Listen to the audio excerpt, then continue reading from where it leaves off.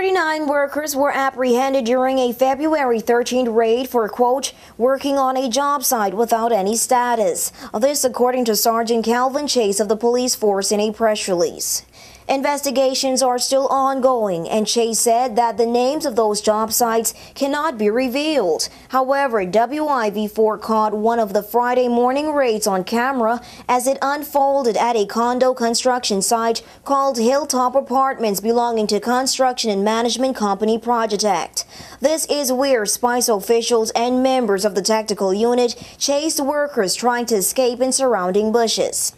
So what procedures do these special forces take when undergoing raids, and how do they deal with confronting an employee whose status in the country is unknown? With the SPICE department, the onus is on an individual to prove his status.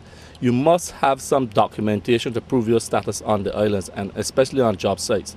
If you can't prove that status there and then, you can be taken into custody until you can prove that status.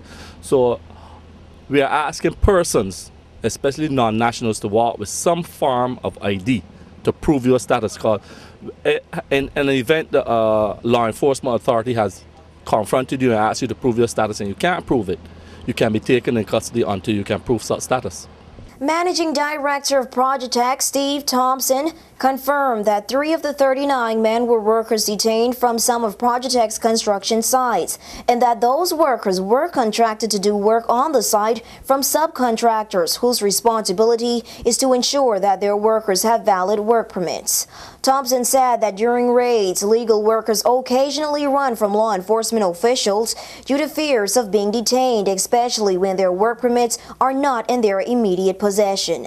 He said that 2 of the men held in custody by police officials on Friday have already been released after the proper documentation was presented by subcontractors. For WIV4 News, I'm Nakira John.